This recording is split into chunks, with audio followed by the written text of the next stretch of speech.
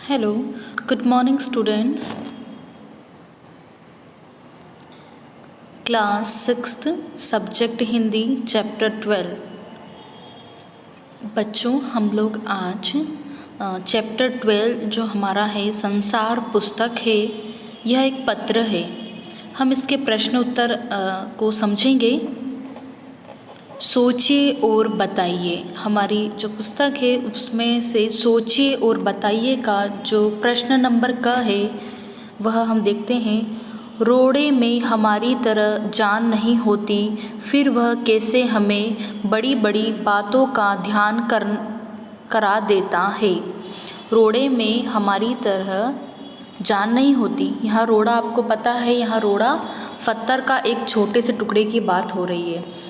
हमने चैप्टर को समझा है तो यहाँ रोड़ा बताया गया, पत्थर का एक छोटा सा गोल सा चमकदार टुकड़े को बताया गया है कि उसमें जान नहीं होती, फिर भी वह हमें कैसे बड़ी बड़ी बातों का ध्यान करा देता है। इसका उत्तर है, रोड़े में हमारी तरह जान नहीं होती, फिर वह हमें अपने जीवन के लिए संघर्षों जैसे चट्टान से टूटने के बाद घिस घिस कर चिकना होने की बड़ी बड़ी बातों का ज्ञान कराता है। कैसे हमको ज्ञान कराता है? बड़ी बड़ी बातों का, जैसे चट्टान से टूटने के बाद घिस घिस कर चिकना होने की बड़ी बड़ी बातों का ज्ञान कराता है कि वह किस प्रकार से पहले उसका रूप कैसा रहता है, खुरदुरा नुकीला, फिर वह घिस घिस कर मतलब कठिनाइयों का सामना कर कर फिर एक चमकदार चमकीला और गोल सा रोड़ा बन जाता है, गोल सा चमकदार पत्थर बन जाता है। पुराने ज़माने में किताब नहीं लिखी जाती थी, फिर हमें इतिहास का ज्ञान कैसे हुआ? बच्चों, पुराने ज़माने में क्या थी? किताबें नहीं लिखी जाती थी। पुराने ज़माने में किताबें नहीं लिखी जाती थी, फिर भी हमें इतिहास का ज्ञान इन पहाड़ों, समुद्र, नदियों और जानवरों की हड्डियों से प्राप्त हुआ। और हमको इतिहास का ज्ञान किसके द्वारा हम पता लगा लेते हैं? पहाड़ों को देखकर, समुद्र को देखकर और नदियों को देखकर और जानवरों की हड्डियों से हम पहचान लेते हैं कि किस प्रकार से पुराने समय में इस प्रकार का वातावरण रहा होगा, इस प्रकार के जानवर रहे होंगे। उनकी हड्डियों को देखकर जो अभी लुप्त हो जाते हैं कई जानवर की प्रजातियां, और उनकी हड्डियों को हम देखकर पहचान लेते हैं कि उस समय इस प्रकार के जानवर इस दुनिया में रहे होंगे। अति लघु उत्तर लिखिए। लाखों करोड़ों वर्ष पहले हमारी धरती कैसी थी? तो लाखों करोड़ों वर्ष पहले हमारी धरती बेहद गर्म थी। बच्चों, लाखों करोड़ों वर्ष पहले हमारी धरती कैसी थी? बेहद गर्म, बहुत गर्म थी। यह पत्र किसने किसको लिखा? यह पत्र पंडित जवाहरलाल नेहरू जी ने अपनी बेटी इंदु को लिखा। पंडित जवाहरलाल नेहरू जो ये पाठ है संसार पुस्तक में, इसमें इन्होंने पिता हैं और इनकी बेटी इंदु है, जिनको प्यार से इंदिरा गांधी है, जिनको ये प्यार से इंदु कहकर बुलाते हैं। नेहरू जी ने क्या इरादा किया? नेहरू जी ने इंदु को छोटे बड़े देशों की छोटी छोटी कथाएं लिखने का इरादा किया। नेहरू जी ने क्या इरादा किया बच्चों?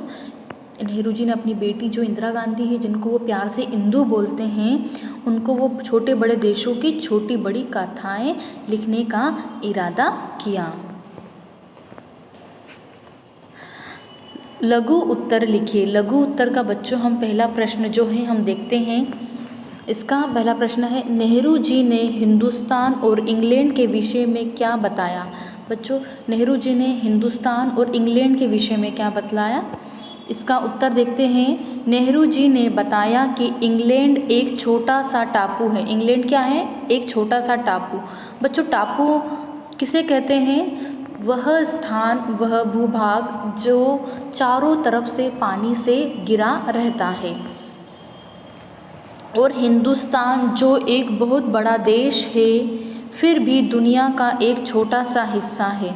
और यह हिंदुस्तान क्या है? एक बहुत बड़ा देश है, फिर भी दुनिया का एक छोटा सा हिस्सा है। ठीक है, तो इंग्लैंड के बारे में बताया कि इंग्लैंड का एक छोटा सा टापू है और हिंदुस्तान एक बहुत बड़ा देश है, फिर भी दुनिया का एक छोटा सा हिस्सा है। ख देखेंगे हम, प्रश्न नंबर ख, विद्वानों की किताबें पढ़कर पृथ्वी के बारे में क्या जानकारी मिलती है? विद्वानों की किताबें पढ़कर पृथ्वी के बारे में यह जानकारी मिलती है कि यह पृथ्वी बहुत गर्म थी और इस पर कोई जानदार चीज़ नहीं रह सकती थी। तो विद्वानों की किताब से हमको ये किताबें पढ़कर हमको ये जानकारी मिलती है कि स्टार्टिंग में लाखों करोड़ों वर्ष पहले हमारी पृथ्वी जो बहुत गर्म थी और इसमें जानदार चीज़ नहीं रह सकती थी। मतलब जानदार मतलब सजीव, जिनमें जीवन पाया जाता है, इस प्रकार की कोई चीज़ इस पृथ्वी पर नहीं थी, क्योंकि ये पृथ्वी बहुत ही गर्म थी, तो जानदार चीज़ इस पृथ्वी पर नहीं थी। ग, प्रश्न नंबर ग, गोल चमकीले रोड़े को यदि दरिया और आगे ले जाता तो क्या होता? बच्चों, अगर गोल चमकीला जो रोड़ा है, जो गोल चमकदार पत्थर होता है, रोड़ा या पत्थर का छोटा सा टुकड़ा, उसको और आगे ले जाता तो क्या होता?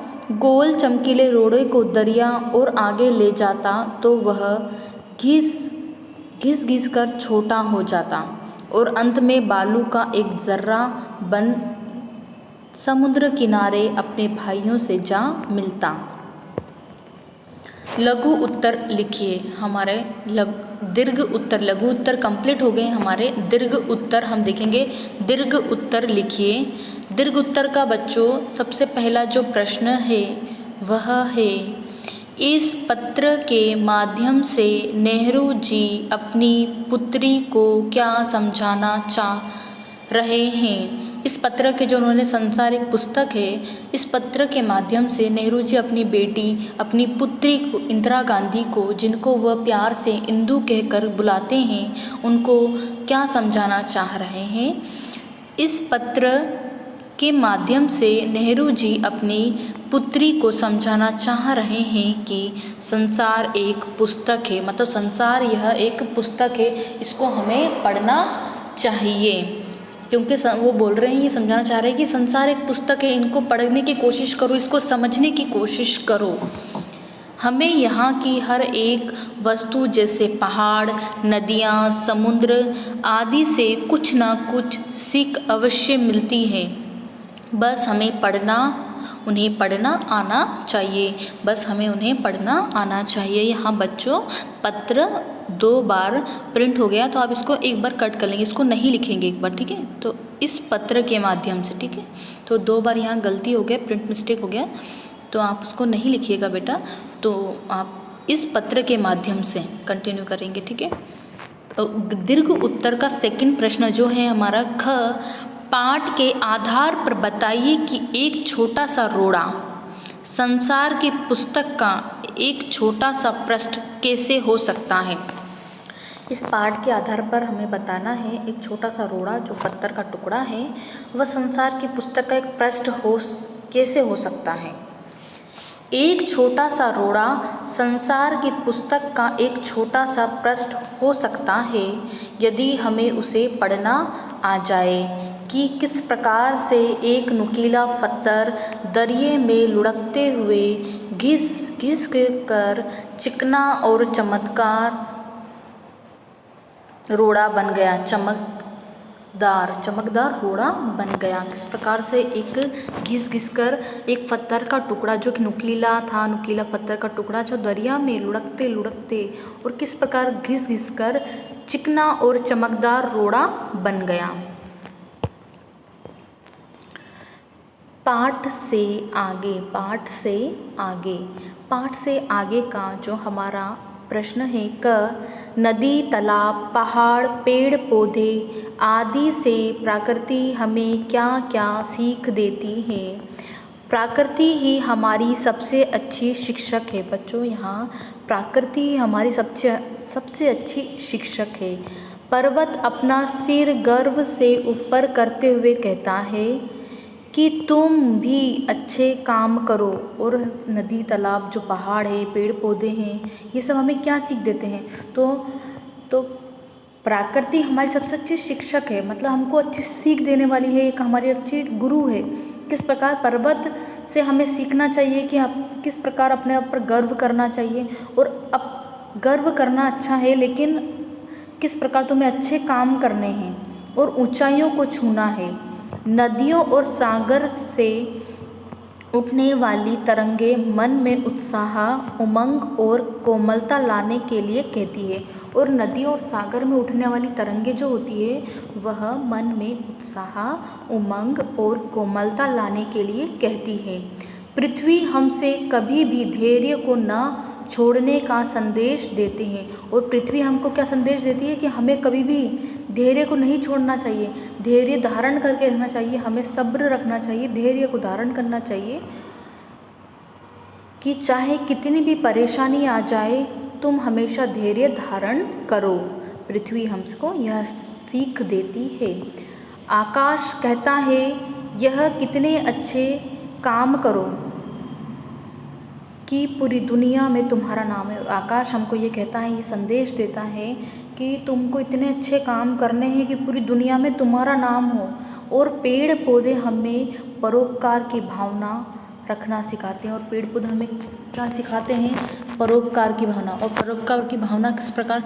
जिस प्रकार से पेड़ पौधे बिना स्वार्थ के हमको अपना फल फ्रूट, वो जड़ी बूटियाँ और भी बहुत सारी चीज़ें प्रदान करते हैं, छाया प्रदान करते हैं, तो बिना स्वार्थ के वो हम सभी को कुछ ना कुछ देते हैं, कुछ ना कुछ प्रदान करते हैं। उसी तो हमें पेड़ पौधे से यह सीखना चाहिए कि हमको भी हमारे जीवन में बिना स्वार्थ के परोपकार की भावना से दूसरों के साथ व्यवहार करना चाहिए। हम इसके बुक एक्सरसाइज देख लेते हैं बच्चों। दिए गए शब्दों की सहायता से खाली जगह भरनी है। यहाँ आपको कुछ शब्द दिए गए हैं, उसकी सहायता से आपको खाली जगह भरनी है, फिल इन द ब्लैंक्स भरने हैं। यह फिल इन द ब्लैंक्स लाखों करोड़ों वर्ष पुरानी है और बहुत दिनों तक इसमें कोई आदमी नहीं था। तो यहाँ यह धरती लाखों करोड़ों वर्ष पुरानी है और बहुत दिनों तक इसमें कोई आदमी न था। सेकंड हम देखते हैं ख। एक समय ऐसा था जब ये धरती बेहद गर्म थी। क्या थी? बेहद गर्म थी और इस पर कोई जानदार चीज नहीं रह सकती थी। ग। जब तुम छोटा सा गोल चमकीला रोड़ा देखती हो तो क्या वह तुम्हें कुछ नहीं बतलाता? तो यहाँ क्या आएगा? चमकीला रोड़ा। रोड़ा का मतलब मैंने बताया है पत्थर का छोटा सा टुकड़ा। घ। तुम किसी बड़ी चट्टान को तोड़कर टुकड़े टुकड़े कर डालो तो हर एक टुकड़ा खुरदुरा और नुकीला होगा। क्या होगा? चट्टान और नुकीला। ठीक है। सेकंड हम देख लेते हैं संकेत गद्यांश को पाठ से ध्यानपूर्वक पढ़कर दिए गए प्रश्नों के उत्तर सही विकल्प पर राइट का निशान लगाना है। यहाँ है क। कंकड़ छोटा होते होते अंत में क्या हो जाता है? बालू का एक जर्रा। राइट ऑप्शन, बालू का एक जर्रा, राइट ऑप्शन। ख। छोटे छोटे बच्चे बालू के क्या बनाते हैं? छोटे छोटे बच्चे क्या बनाते हैं? बालू के। बालू जो रेत होती है, जो समुद्र के तटों पर हमको दिखाई देती है, उससे बच्चे क्या बनाते हैं? घरौंदे। घरौंदे मीन्स होता है छोटे छोटे घर, जो रेत के बालू से हम खेलते हैं। जब ब्रिज पर हम जाते हैं समुद्र किनारे, वहाँ तट के किनारे, तो वहाँ बच्चे जो रेत से खेलते, बालू रेत होती है वो, तो उससे खेलते हैं, तो वहाँ पर उसके घरौंदे बनाते हैं, घर की डिज़ाइन देते हैं कुछ बालू से, रेत से। ठीक है, तो वो घरौंदे, छोटे छोटे बच्चे बालू से क्या बनाते हैं? घरौंदे।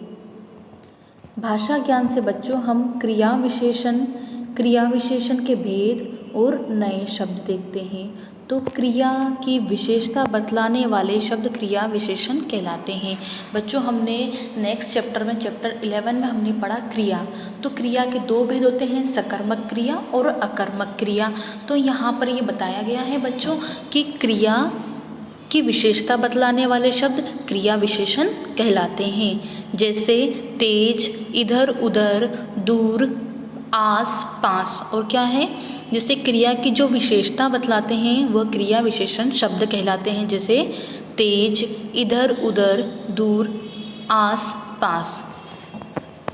क्रिया क्या होती है, हमारे चलना, दौड़ना, लिखना, पढ़ना, ये सब हम जो भी कार्य करते हैं क्रिया होती है। हम लिख रहे हैं, पढ़ रहे हैं, चल रहे हैं, दौड़ रहे हैं, क्रिया है। और इन क्रिया की जो विशेषता बतलाते हैं वह क्रिया विशेषण शब्द कहलाते हैं, क्रिया विशेषण कहलाते हैं। तो तेज दौड़ना, तेज लिखना, है ना, इस प्रकार से तो वह क्रिया विशेषण शब्द कहलाते हैं। हम यहाँ देखते हैं बच्चों, आपके बॉक्स में कुछ शब्द दिए हुए हैं और आप इनको देख सकते हैं। उचित क्रिया विशेषण शब्द छांट कर खाली जगह भरिए। क देखते हैं, विद्वानों ने इस विषय पर खूब सोचा और पढ़ा। यहाँ से लिखा हमने खूब सोचा और पढ़ा। ख देखते हैं, तुम उन जानवरों की हड्डियों को गौर से देखो। किससे देखो, उन हड्डियों को गौर से देखो। गौर यहाँ से गौर से देखो। ग ऐसा नहीं है कि मेरे सामने पत्थर का टुकड़ा अचानक गिरा। क्या है, अचानक, अचानक क्या हुआ, गिरा। घ हमें संसार रूपी पुस्तक का ध्यानपूर्वक अध्ययन करना चाहिए। हमें संसार रूपी पुस्तक का क्या करना चाहिए, ध्यानपूर्वक अध्ययन करना चाहिए। ड बालू के किनारे बच्चे मज़े से खेलते हैं। किससे खेलते हैं, मज़े से खेलते हैं। क्रिया विशेषण के भेद। बच्चों, क्रिया विशेषण के 4 भेद होते हैं और क्रिया के 2 भेद, सकर्मक और अकर्मक क्रिया। और क्रिया विशेषण के 4 भेद होते हैं, हम इसको समझेंगे। क्रिया के होने के समय का बोध कराने वाले शब्दों को कालवाचक क्रिया विशेषण कहते हैं। जो क्रिया के होने का समय का अगर बोध करा रहे हैं, वहाँ समय की बात आ रही है उस वाक्य में, तो वहाँ कालवाचक क्रिया विशेषण लगेगा। जैसे कल, शाम को, 4 बजे, इस प्रकार से जब बात आएगी तो वहाँ क्या होगा, कालवाचक क्रिया विशेषण। क्रिया के होने के स्थान पर स्थान या दिशा का बोध कराने वाले शब्दों को स्थानवाचक क्रिया विशेषण कहते हैं। जहाँ स्थान की बात हो रही है, इधर उधर, आस पास, इस प्रकार से कुछ बात हो रही है, वहाँ स्थानवाचक विशेषण लगेगा, स्थानवाचक क्रिया विशेषण आएगा। क्रिया की मात्रा और परिमाण का बोध कराने वाले शब्दों को परिमाणवाचक क्रिया विशेषण कहते हैं। क्रिया की मात्रा, क्रिया की जो मात्रा है उसके परिमाणवाचक का बोध कराने वाले शब्दों को परिमाणवाचक विशेषण, जैसे कम, थोड़ा, बहुत, है ना, इस प्रकार से क्वांटिटी की जब बात होगी तो वहाँ पर परिमाणवाचक क्रिया विशेषण लगेगा। क्रिया की रीति का बोध कराने वाले शब्दों को, क्रिया की रीति का बोध कराने वाले शब्दों को रीतिवाचक क्रिया विशेषण कहते हैं। और क्रिया की रीति का बोध कराने वाले शब्दों को क्या कहते हैं, रीतिवाचक क्रिया विशेषण कहते हैं। जैसे अच्छा, अचानक, इस प्रकार से जब होगा तो वहाँ रीतिवाचक क्रिया विशेषण लगेगा। अच्छा, अचानक, इस प्रकार की बात होगी तो वहाँ पर क्रिया क्या होगा, रीतिवाचक लगेगा बच्चों। तो यहाँ पर एक एक्सरसाइज है, इसको हम देख लेते हैं। रेखांकित क्रिया विशेषण शब्दों में कौन सा भेद है, राइट का निशान लगाकर बताइए। हमको जो ये ब्लैक शब्द में जिसके नीचे अंडरलाइन करी हुई है, रेखांकित किया गया है, उस शब्द के द्वारा हमको पहचानना है कि वह किस प्रकार का क्रिया विशेषण शब्द है। क मैंने पत्र को जल्दी जल्दी पढ़ा। यहाँ जल्दी जल्दी क्या किस प्रकार का है, कालवाचक नहीं, क्योंकि समय की बात नहीं हो रही है, रीतिवाचक, तो रीतिवाचक इसका राइट ऑप्शन। ख हमें सुबह टहलने जाना चाहिए, तो सुबह किस प्रकार का है, समय की बात हो रही है, तो कालवाचक, है ना, कालवाचक। मैं तुम्हें प्रतिदिन पत्र लिखता हूँ, यहाँ पर भी क्या, प्रतिदिन, हर दिन की बात हो रही है, काल, समय की बात हो रही है ना, तो यहाँ पर भी क्या प्रतिदिन पर अंडरलाइन है, तो क्या हो रहा है, कालवाचक क्रिया विशेषण इज राइट ऑप्शन। घ पहाड़ और दूसरी चीज़ें हमारे चारों तरफ है, चारों तरफ, तो चारों तरफ तो स्थानवाचक, किसी स्थान के बारे में चारों तरफ, है ना, तो स्थानवाचक क्रिया विशेषण इज राइट ऑप्शन।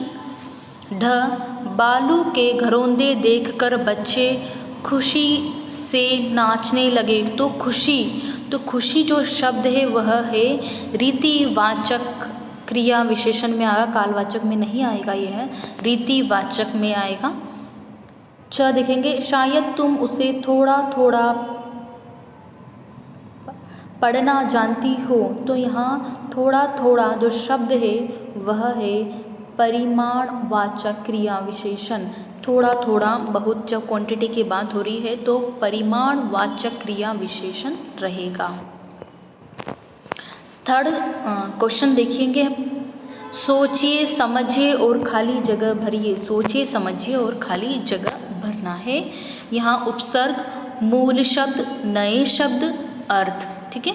तो क हम देखते हैं बे प्लस इसमें क्या लगेगा, जो हमारा नया शब्द है बेहद, तो हमारा उपसर्ग लगा बे, तो हमारा मूल शब्द हुआ हद, हद। तो इसका अर्थ क्या बना बच्चों, बहुत।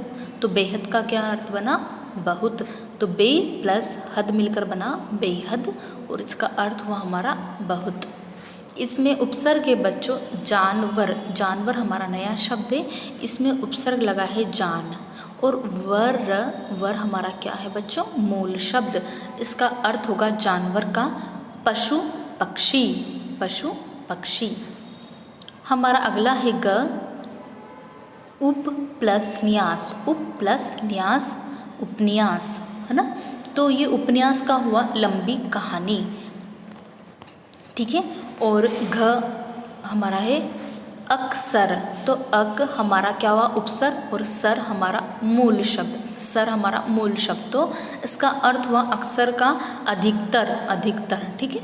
तो बच्चों कई बच्चे पूछ रहे थे उपन्यास का क्या अर्थ है ना, तो मैंने आपको बताया भी था, जैसे कहानी होती है ना, तो कहानी उपन्यास शब्द दो शब्दों से मिलकर बना है, दो शब्दों के मेल से क्या बना है, उपन्यास शब्द बना है।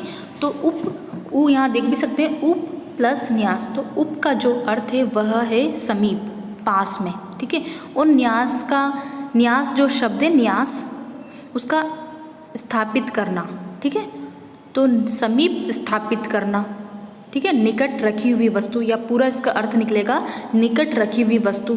तो हम क्या होगा, अर्थात वह वस्तु या कृति, उपन्यास का क्या होगा, वह कृति जिसके द्वारा जो लेखक या लेखिका जो उपन्यास लिखते हैं, वह कृति जिसको पढ़कर पाठक, जो हम लोग पढ़ रहे हैं, जो पाठक, जो पढ़ने वाला, जो उस उपन्यास को पढ़ रहा है, पाठक को ऐसा लगे कि यह उसी की है।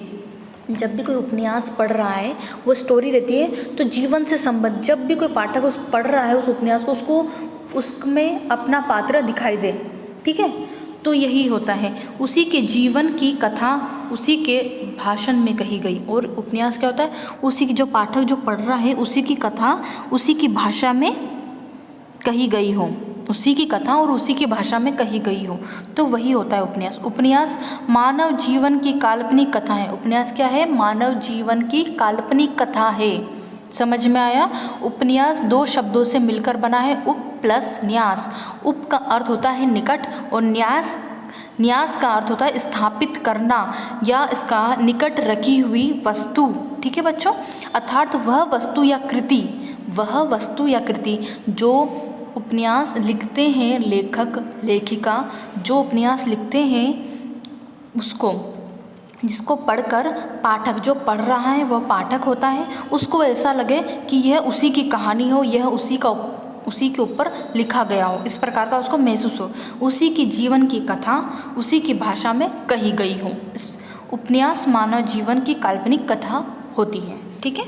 तो यहाँ हमने पहले हाफ ईयरली में उपसर्ग और प्रत्यय भी पढ़े थे। मैंने उपन्यास का अर्थ आपको अच्छे से समझा दिया, एक्सप्लेन कर दिया है, ठीक है। तो उपसर्ग क्या होते हैं बच्चों और प्रत्यय हमने हाफ ईयरली एग्ज़ाम में पढ़ लिया है और इसके एग्ज़ाम में ये आया भी था।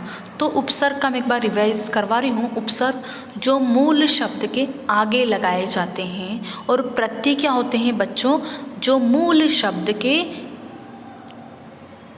बाद में लगते हैं। प्रत्यय क्या होते हैं, मूल शब्द के बाद में लगाए जाते हैं। तो मैं एक उपसर्ग का आपको उदाहरण देती हूँ। जैसे कि उपसर्ग हुआ हमारा, उपसर्ग के उदाहरण है, हमारा मूल शब्द हुआ ज्ञान और उसमें हमने आगे लगाया अ, तो ज्ञान एक नया शब्द बनकर आया, उसका अर्थ भी अलग हुआ, ज्ञान से अज्ञान, ठीक है। और उसी प्रकार में प्रत्यय का एक उदाहरण देती हूँ। हमारा मूल शब्द हुआ सब्जी, और इसमें हमने प्रत्यय लगाया वाला, वाला हमारा क्या हुआ, प्रत्यय, और तो इससे नया शब्द बनकर आया सब्जी वाला, ठीक है। सब्जी हमारा मूल शब्द था और हमने इसमें प्रत्यय लगा दिया वाला, तो हमारा नया शब्द बनकर आया सब्जी वाला, ठीक है बच्चों। तो उपन्यास, कई बच्चे मेरे से पूछ रहे थे मैम आप इसको एक्सप्लेन करिए उपन्यास को, तो मैंने बोला था उनको मैं वीडियो में एक्सप्लेन करने वाली हूँ उपन्यास क्या है, ठीक है। और ये उपसर्ग और प्रत्यय को मैंने रिवाइज करवा दिया, तो आप इनको अच्छे से पढ़िए, PT2 के लिए तैयार करिए, चैप्टर 11, चैप्टर 12 और आगे के चैप्टर भी हम आपको कोर्स बता देंगे। पहले आप चैप्टर 11, चैप्टर 12 कंप्लीट करके रखिए। Thank you students. और आप अपनी कॉपी में, फेयर कॉपी में जो आप कंटिन्यू लिखते आ रहे हैं उसी कॉपी में आप कंटिन्यू करिए, ठीक है। चैप्टर 11 आपने कर लिया होगा, अब चैप्टर 12 आप नाम डाल के डेट डालकर और चैप्टर 12 कंप्लीट करिए बच्चों, अपनी बुक में प्लस अपनी कॉपी में वर्क कंप्लीट करिए। हैंड राइटिंग का ध्यान दीजिए और सफाई से लिखिए, पढ़ाई करिए घर पे, ठीक है। होमवर्क कंप्लीट कर लीजिए, दिवाली हॉलीडे से पहले आप अपना चैप्टर्स के जो है वो आपका होमवर्क दिए जो जा रहा है वो कंप्लीट कर लीजिए।